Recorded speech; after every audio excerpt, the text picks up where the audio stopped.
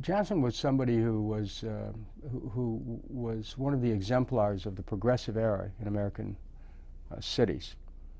Lincoln Steffens, in his book called Shame of the Cities, pointed to Cleveland as having the best mayor, the best governed city in the United States.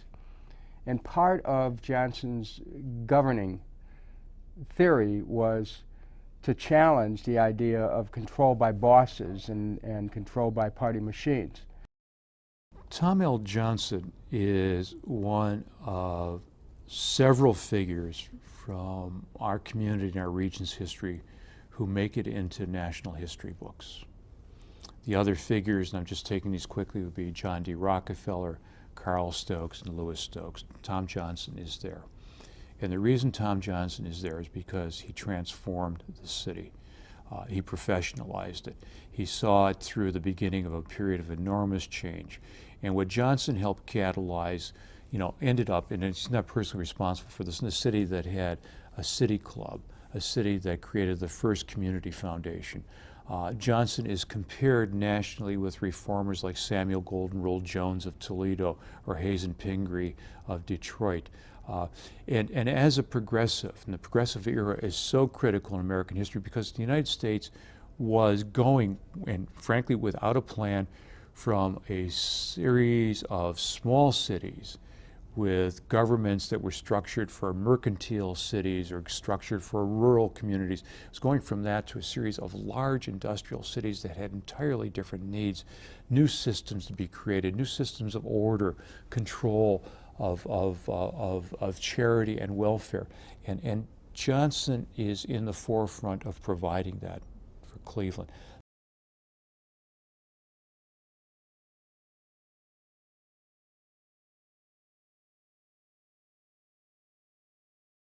Cleveland, over 100 years ago, Cleveland was a city on the move in every way. It was rising on the way to becoming the 6th largest city in the United States.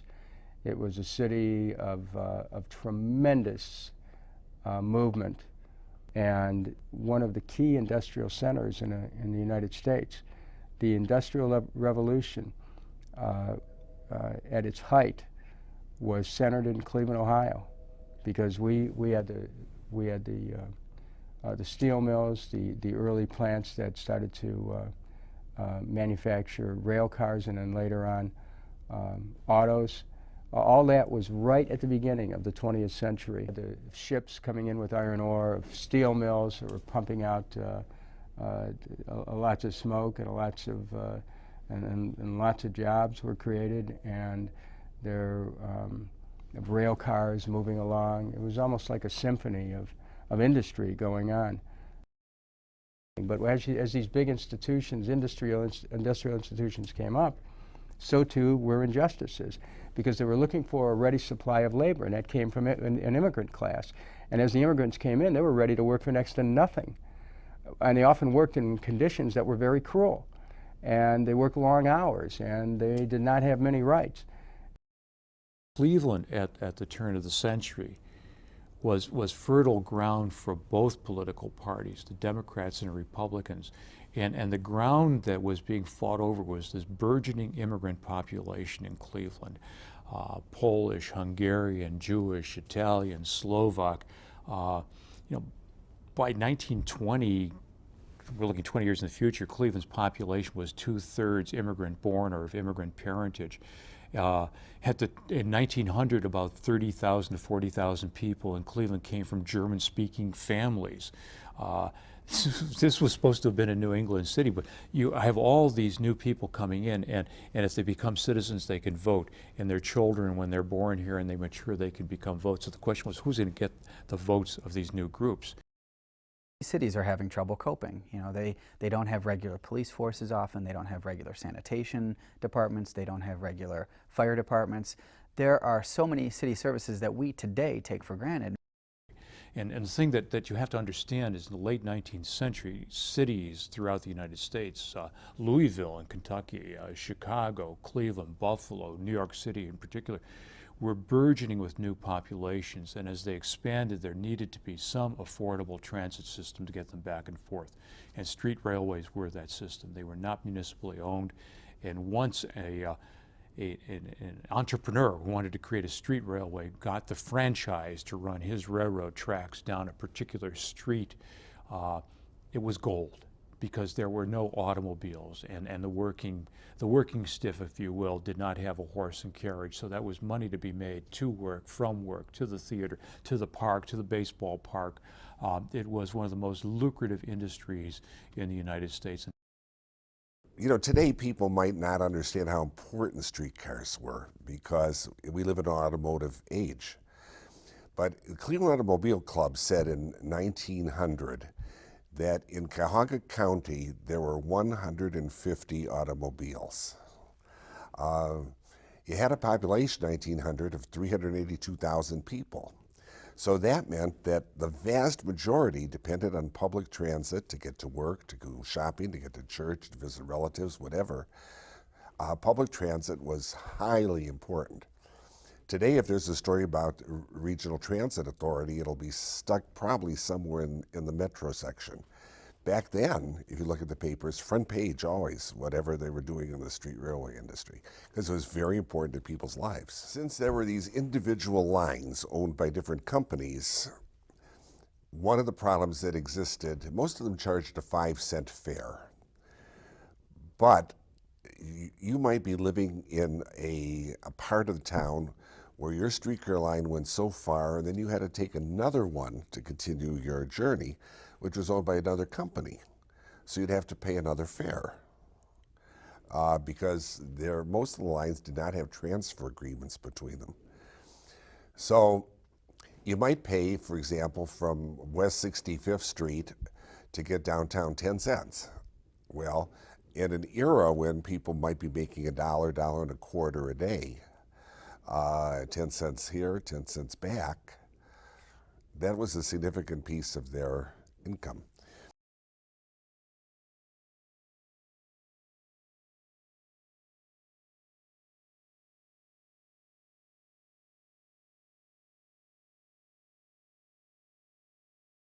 Well, Tom Johnson is known in Cleveland largely from a statue on Public Square, and those who prize a little bit further into his life and career understand that he was a reform mayor of Cleveland, the best mayor of the best governed city in the United States. But you have to get beyond that to understand the man. Tom Johnson was born in Kentucky to a family that was a slaveholding family. His father was a Confederate supporter in a border state, and it was a fairly wealthy family, but choosing the wrong side during the Civil War had its consequences.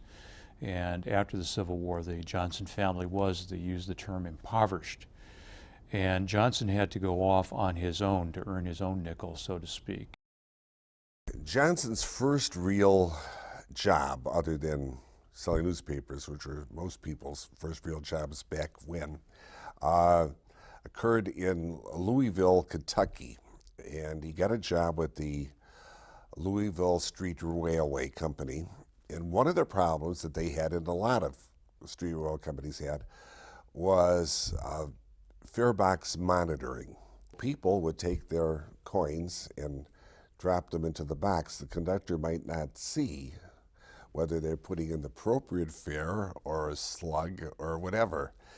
So having a fare box that had glass sides then became a way to overcome potential fraud. And it was Johnson's idea to create the glass-sided fare box, which of course represented for street railway companies a wonderful way of dealing with a serious problem. That's where he made his first money. He patented it, it was manufactured and sold and bought broadly across the country. And of course he had that idea because he was working for a street railway company and knew the challenges they faced. He was also aware of problems with street rail. Streetcar rail, was different from railroad rail. And he was able to find ways of improving that, improving switch points and so on. So that added to his line of products and helped increase his wealth, which was considerable. Johnson initially starts out as the example of what would be called at the turn of the 20th century a plutocrat. a wealthy man who made his wealth largely through monopolizing a particular enterprise by working in, the word would be cahoots and connivance with corrupt public officials to get what he wanted, in this case street railway franchises. There were no income taxes to be paid. This money was basically in his pocket, and he stayed there.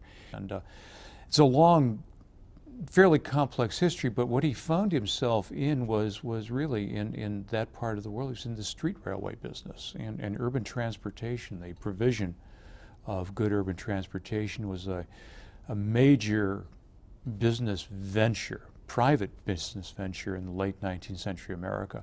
And Johnson carved out a career and built a fortune in that.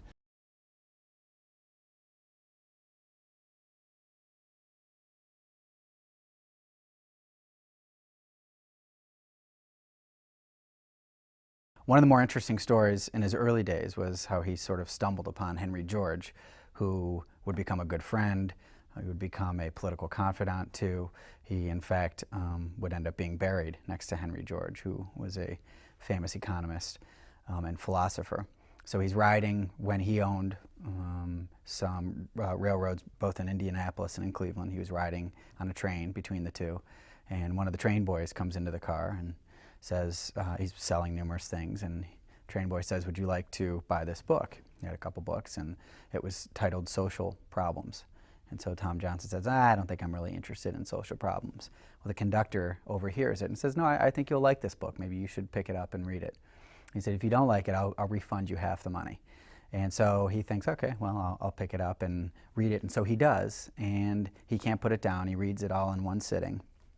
And it gets him more interested, of course. It's by Henry George. And he ends up getting it to many of his friends. But what was interesting is after he read it, he is having trouble in his own mind. He's arguing with Henry George, thinking this cannot be true. Here's this monopolist who had made all this money. He's thinking this cannot be true. This single tax, this land tax, it can't be this simple. But also not just about taxation, also about the haves and the have-nots and how government might be able to support those people who did not have enough. And so he takes it to one of his partners, Arthur Moxham, and he says, "Here, read this." And he said, "Here, find all the arguments with this, because I'm having trouble. I can't find any problems with it." So he keeps coming back to them and saying, "Hey, did you find anything?" And his partner, Moxham, said the first time, "I have a bunch of notes in the margins, and those are my biggest difficulties, but I don't want to talk about it yet. I'm still not confident." So he reads it a second time. And he says, "I still don't want to talk about it, but my marks, I've had to erase a few marks." And the third time he said, "You know what? I've erased all my marks. I can't argue with it." And so here you have Tom Johnson, who sort of reluctantly gets on board with Henry George. But once he does, he embodies it with almost a religious fervor, where it becomes sort of his all-encompassing goals is to spread the messages of Henry George and these ideas about what government can do for all people, not just for the privileged, as he seems to sort of focus on quite a bit. So it's pretty cool. I mean, here he goes sort of reluctantly into it, but once he does, he throws himself into it to the point of losing quite a bit of money. By the end, he's lost a lot of his money. And then, like Paul on the way to Damascus, Johnson had a revelation. He read the writings of Henry George, who was an advocate for governmental reform, particularly for tax reform. He wanted a single tax based on the values of the land. And as Johnson read more deeply into Henry George, he began to look around himself and to discover that the world he inhabited, it's not Johnson's words, they're my words, was unjust. It was unbalanced. That the accumulation of wealth without any give back, any payback to the community that provided that wealth, provided that substance, was not only illogical, but it was immoral. And so Johnson flips. Not that he gives away his millions, but he flips from becoming a millionaire entrepreneur to a reformer. And he feels that the best way that you can reform and change society is to get into politics. And his initial foray, a brief one, is in the United States Congress. But in the Congress, he's one of many people who are trying to influence policy and judgment. And Johnson's dynamic. He's a direct person. I mean, he's an inventor. He does so many things. And politically and ideologically, he feels the best way to do things is by himself. Now, by this time, turn of the 20th century, Tom L. Johnson is operating street railways in Cleveland. Now, Cleveland, you have to understand, at the turn of the 20th century is an up-and-coming city. It's one of the largest cities in the United States. And between the time 1900, when Cleveland has a population of around 300,000, in 1920, when it has 800,000 people, it evolves into the 6th and then the 5th largest city in the United States. So Johnson looks at Cleveland, and he sees a field of action for his ideas in Cleveland. And all around him in Cleveland, he sees a city that is beset by problems. Bad water system, a sewer system that doesn't work, a public transportation system that is compromised by competition and connivance and illegalities. He sees a city government that doesn't function because it is governed by rules set by the rural capital in Columbus. And so Johnson sees his ability to change the world epitomized in the office of mayor of the city of Cleveland. So that's what Johnson sets his sights on, become mayor of the city of Cleveland. And with George's ideas in his mind, with thoughts about municipal ownership, I mean, why should individual companies sell water, a basic commodity of life? It should be provided by the city. Why then should the city not provide transportation for its populace rather than private companies? These are the thoughts in Johnson's mind as he runs for mayor and successfully wins the office in 1901.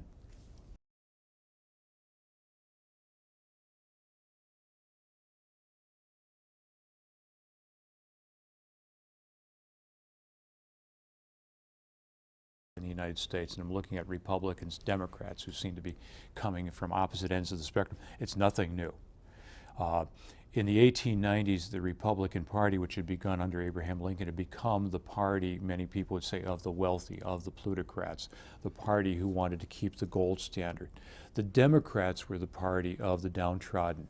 The party of the rural farmer who was beset by mortgages, by equipment loans, by depression and recession, the party of the urban worker in many instances.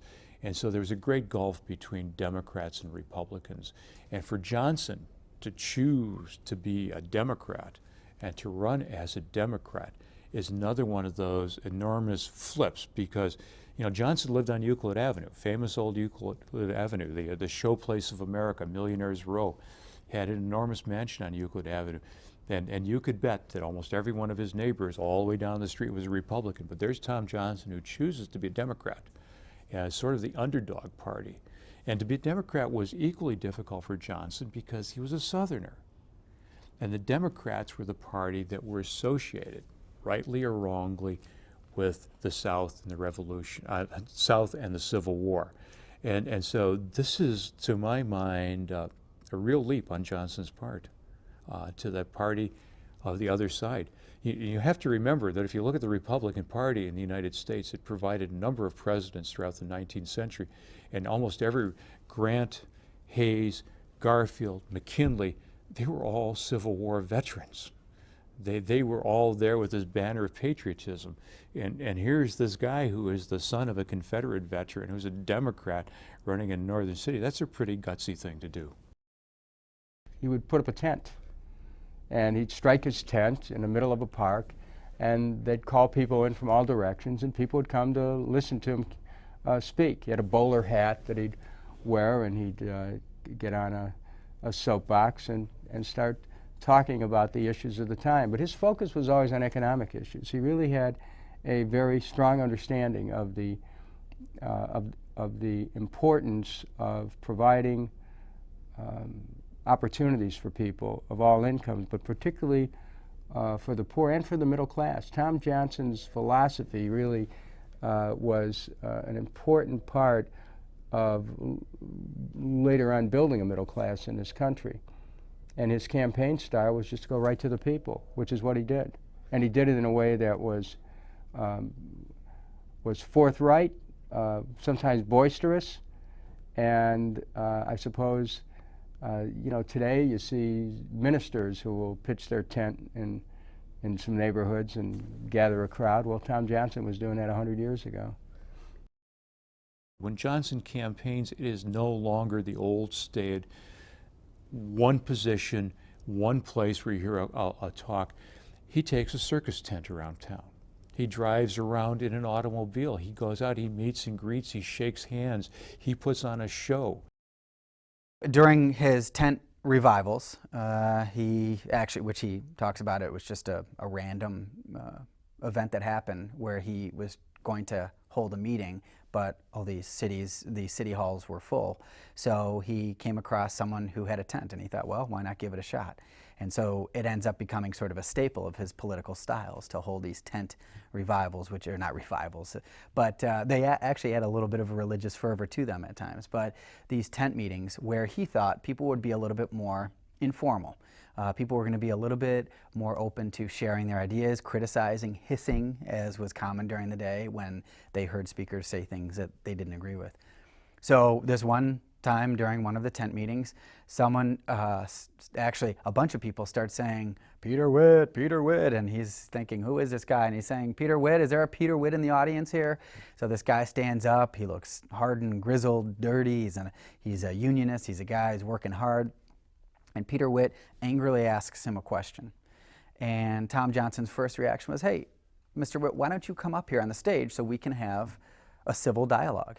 And he said one of the great things about tent meetings was from the anger that Peter Witt showed at the moment he stood up until the time he made his way through the crowd to shake his hand, all of a sudden he was all smiles and that anger had fallen away.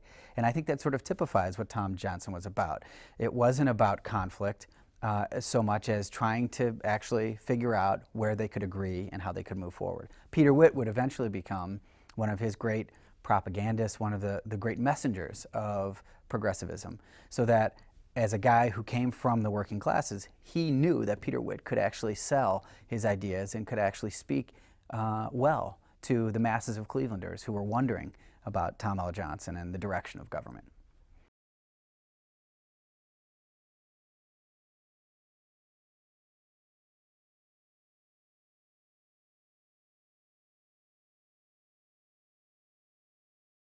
One of the first items on the agenda for Tom Johnson once he becomes mayor is considering all the people that he could have surrounding him on his cabinet. He draws up a list of all these possible names, and it's not a list that's based on partisanship. He doesn't say, here are the Democrats and here are the Republicans. Instead, he says, here are the people that put the civic interest above partisanship, and here's the people who don't. And what he strove to do was to fill his cabinet with all those people on the first list, to find people who were not as interested in political partisanship as much as they were interested in providing decent government that was open to the people. Tom Johnson, in many ways, epitomizes the progressive impulse in the United States at the turn of the 20th century. Progressivism is not only about the reform of conditions in American cities, but progressivism is about bringing expertise and excellence to the governance of the national government, of state governments, and of city governments. What the progressives do is they take the business world as their model. They see American businesses prospering because they bring bright, smart, well-educated people in to do specific jobs. And so when Johnson becomes mayor of Cleveland, he does the same thing. He surrounds himself with extraordinarily bright young people. They're not politicians. They're experts. Newton D. Baker is a lawyer out of West Virginia. Baker will go on to become one of the most famous people in the United States. William Bemis is an expert on water supply systems. Fred Kohler modernizes the police department. Harris Cooley, a minister who is so focused on social welfare and bringing people out of poverty and dealing with crime. Harris Cooley becomes the head of corrections in the city. So by 1904, 1905, Cleveland is no longer governed by a mayor and a group of political cronies, but it's governed by a mayor who has surrounded himself with experts in various fields needed to deal with the issues that face American cities at the turn of the 20th century. And those issues are considerable. With a rapidly expanding population, how do you expand water supply? How do you make water supply pure and clean when you're taking it out of a lake that is increasingly polluted? You have increasing criminality in a city that's expanding. What do you do with criminals? Do you incarcerate them or do you reform them? Well, you start what is known as the farm system. You send them out to work on a city-built farm, the coolie farms as they're known. What about the white plague, tuberculosis, which runs rampant? Well, you build a municipal sanitarium out near the coolie farms. What about parks? Are they there just for decor? No, they're there really for the public to enjoy themselves. So Johnson, for instance, takes, the keep off the grass signs off the parks. He's there. He's focused on modernity. He's focused on order. He's focused on system. People are looking for something that's going to benefit them in their lives as workers, benefit them in the conditions that they live with in their communities, benefit them in terms of their ability to get to work. I mean, the thing that Johnson does for the workers is he advocates a livable fare, if you will, an affordable streetcar fare, a 3-cent fare. Now, I've talked to students and they say, well, the fare at that time was a nickel. What's the problem with the nickel fare? The problem with the nickel fare for a worker is that if you were working a steel mill and you managed to work the entire year, which was rare, you would make maybe $400 or $500. The wage was about $10 a week. So that was rent, housing, food, clothing, whatever. So to spend 5 cents rather than 3 cents to get to work on the streetcar was an enormous increase. So Johnson's advocating 3 cents. And the private franchise streetcar owner said, no, we can't operate on a 3-cent fare. We won't make any money. And Johnson, being an operator, says, well, I ran a streetcar line. I know you can make money on 3 cents. And so that's what he pushes through, is this 3-cent fare. And we sometimes laugh at it. It's comical, but think of it as a $3 fare versus a $5 fare on RTA. Move it into those, that sort of comparison, and you understand how important this was. And that was a big attraction for the migrant, for the worker vote in Cleveland. Where Johnson really tests the curve in American society at a time in which individual capitalism and entrepreneurship is worshipped. It's also damned by some people as you look at the accumulation of huge amounts of wealth. Johnson sees that certain things that are provided to people need to be, and I'll use the term, municipalized or socialized. And so therefore water systems need to be fully owned and run by the municipality. And then he looks at the system which he made his money, urban transport. And Johnson advocates, he doesn't see it fully achieved in his time, municipal ownership of transit systems in the city. Now, this is something that we take for granted in the United States now. Most urban transit systems are publicly owned. They may be owned by the county, by the region, or the city. Johnson's pushing for this because he feels transportation within the city is what allows the city to work. So that's there. And this sets up something even more radical, and that is the provision of utilities for heat and light, particularly electricity. Johnson advocates municipal ownership of the electrical utilities in Cleveland. Now, by the turn of the 20th century United States, technology is changing from steam and gas illumination to electricity, electric-powered motors, electric-powered light.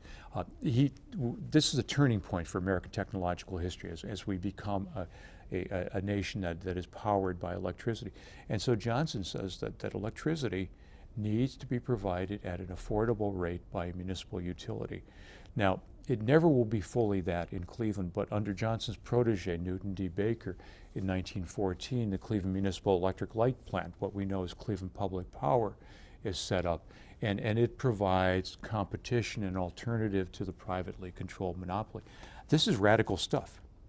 This is totally against the grain of late 19th century capitalist entrepreneurship in the United States. But Johnson says that these things, these commodities, water, heat, transportation, are things that the government should provide to the populace. Radical, radical stuff. And Tom Johnson established public baths. People could go and literally have a place where they could have some respite and also clean up. He established a public park so people could have a place to recreate. He was very understanding that this growth of industrial wealth carried with it a responsibility to create a public domain that reflected the growth reflected the wealth that the public was helping to build and contribute to the private sector.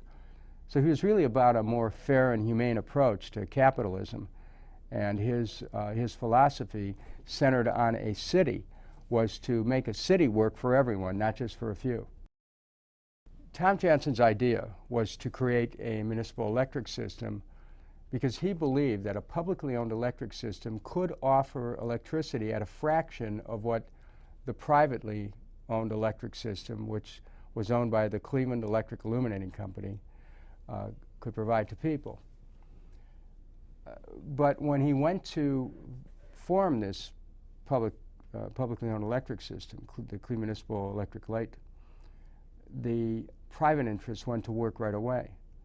They went to work in the state legislature to try to make it illegal to operate a public electric system. They tried to protect the monopoly for the private system. They tried to bribe the Cleveland City Council to thwart an effort to create a public electric system. Tom Johnson understood that monopolies are able to basically name their price for a product, whether it's transportation or electricity or telephones, and to get their price. So when he was fighting for an electric system, he took the experience that he had in bringing a 3-cent fare to the streetcars. He understood. He was a monopolist. And he didn't come into public life as some kind of a great advocate of the poor.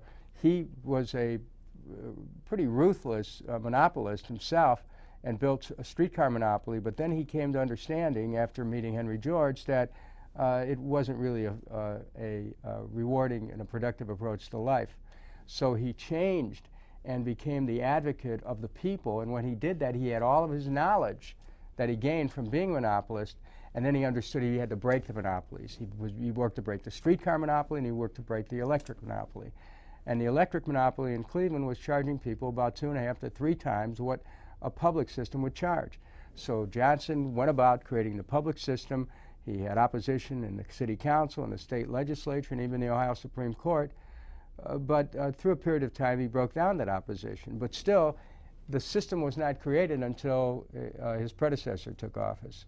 It was actually went into effect under Newton D. Baker, but it was Tom Johnson who laid the groundwork by bringing in a philosophy of breaking up the monopolies and of providing, looking at electricity and transportation as public services that should be provided to the people.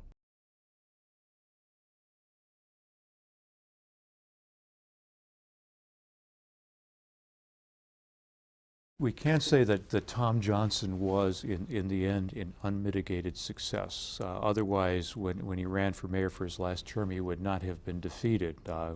We had a lackluster, almost unknown mayor, Herman Baer, who was of German background. What had happened, I think, is as the people of Cleveland, northeastern Ohio, got tired of the debate, particularly the constant conflict over creating a 3-cent fare in a municipal transit system. It went on and on and on, and that became really rather tiring. And also in 1907, Cleveland and other communities were hit by a severe recession. There was a recession of 1907. So that may have led to Johnson's defeat. Johnson's life ends on a rather tragic note. He was a millionaire, but he spent almost everything he had in running for office. He spent his own money to run for office. So he lost that. His daughter ran away and married an ersatz, an Italian nobleman, if I remember correctly. And Johnson, for whatever reason, was a gourmand rather than a gourmet. He ate. There are descriptions of his breakfast that are unbelievable. This man was devouring pancake after pancake and bacon. He died in 1911. He died early, and one historian said that he ate like a pig and he killed himself. Well, we don't know why he actually died, but he did die in 1911, and guess where he's buried? He's buried next to Henry George in New York.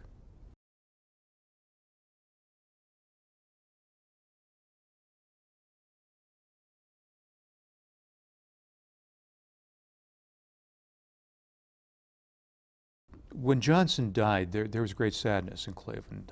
You know, people who liked and disliked him knew that he had been a power. He had been a storm of ideas moved through the city and left marks in its passing. I think the ultimate way of understanding how the people of Cleveland honored Tom Johnson is the fact that there are two statues on Cleveland's public square. One is of Moses Cleveland, the founder of the city, which is on the southwest quadrant of the square, and on the northwest quadrant of the square is a statue of Tom L. Johnson. That statue, by the way, interestingly enough, has been a speaker's forum for many years. So people who had ideas, radical or non-radical, have used that quadrant of the public square to stand up near the Tom Johnson statue and to talk about the way the city should be changed. To have your statue on Cleveland's public square is an enormously powerful thing. He brought Cleveland into the 20th century. It's really an amazing thing, and how difficult that must have been in an unsafe area with a lot of people who don't like each other, a lot of people who can't speak each other's languages, and with a political culture that was frankly corrupt, and that's what everybody sort of knew. You know, you do these backroom deals, you scratch my back, I scratch yours, and those people who have privilege continue to have privilege. And so he had to muddle through all of that, and he does so with an incredibly positive nature. He writes early in his autobiography that when he's a little kid, he's setting up little army men, and they're all set up in this nice little arrangement, and some woman walks by with her dress and it catches all of them but maybe two, and they all just get scattered around. And he used to say this over and over as a testament to his optimism. He turned to his friend or his cousin or a sibling, I forget who it was, and said, well, we still have two that are standing. And so to me, there was an optimism with Tom L. Johnson. He wasn't successful in everything he did, but I think that optimism probably had a hand in helping Cleveland get through some really difficult times. There are people who want to look at Tom Johnson as either black or white, that Johnson is sometimes referred to as a traitor to his own class, to wealthy people, to the leadership, if you will, the establishment of Cleveland. That's not entirely true, because Johnson and the leadership of Cleveland could work together if there was an idea that was to the benefit of the community that both saw was valuable. And there's visible evidence of that cooperation. All you need to do is go to downtown Cleveland and go to the mall, which is now surrounded by a whole panoply of public buildings. The public library, the Lewis Stokes addition to the library, the Howard Metzenbaum Courthouse, the Board of Education building, public auditorium, Cuyahoga County Courthouse, and Cleveland City Hall, all around this open esplanade of land. And what Clevelanders saw at the turn of the 20th century was a city that had been planned initially, and then had just been overgrown and just sort of grew in different directions. And one of the most public areas of the city was just north of the public square. And by the 1890s, that area was full of bars, ramshackle houses. The red light district was there. And there was a shining beacon that many Clevelanders saw in Chicago, and that was the World's Columbian Exposition, the Great White City. And so this really sparked a movement in many major cities to do what Chicago had done, was to take an area and build it in a grand style of Beaux-Arts buildings, in a uniform style that would celebrate the city's prominence. And so civic leaders in Cleveland, and Johnson quickly got on board, advocated the creation of a mall plan. And that plan went through with Johnson and a lot of the people who hated his guts, if I can put it bluntly, politically, working together to achieve something that is still a landmark in our community. So there is cooperation. Tom Johnson, I think you could argue, had a hand in actually making progressivism tangible. People could see what progressivism might mean in their daily lives. And to me, that's an incredible legacy. You see him in that statue on Public Square today, and you know the story goes that he wanted to be immortalized in a seated position. And when the question was why, he said, well, so people could come and sit on my lap, in particular children. To me, that says it all. the idea that he wanted to be accessible to people, and he wanted that sort of that connection of other people in the community to him, so that as a group, Clevelanders could move forward into the 21st century, into the 20th and then 21st century. Pretty amazing.